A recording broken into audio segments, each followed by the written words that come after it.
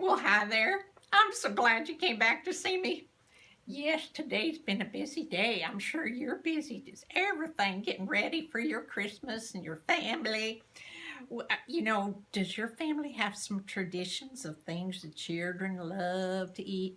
I tell you, Santa Claus, he's got his favorites, so Granny has to prepare. So his most important favorite is fruitcake. And I don't understand it, but he loves it. So anyway, that's a story for another day. But I'm having a hard time finding my recipe for candy canes, and it's up to me to make every candy cane that's ever taken out of this place. I mean, we got little ones and big ones and thick ones, and I mean, just so many. And I'm having the hardest time because I can't figure out where I put the recipe. Well, oh, there it is. Well, I'll put you right there where the candy cane stock is. But there's my recipe. Of course, I'd put it out someplace so I wouldn't forget it, but I forget where I put it. But anyway, let me tell you a little bit about candy canes. As I said, I do all the cooking and the decorating and the painting and everything. But it sure is hard because Santa Claus, he loves candy canes. Well, I gotta confess, I do too. So he kind of got that sweet tooth for me. But so I start out with me big thing like this.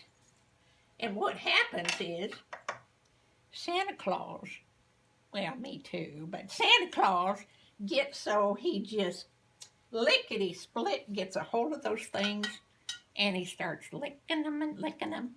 And I tell you, I'll be honest, this is how you get the teeny tiny ones, because they all start out like this, but Santa Claus licks them down, and then they end up in these little teeny tiny things. We wrap them. So, you know what? It's kind of special to know that your candy cane was licked by Santa Claus himself. But I'll tell you, one day, that child, I couldn't find him, and I noticed his pants were getting kind of tight. And so I looked to see if I could get some ideas of what's causing him to put on so much weight. Well, of course, everything we had to eat had to do with sugar from the maple trees, so that's kind of what I cooked with. But anyway, one day I cleaned his room and look what I found.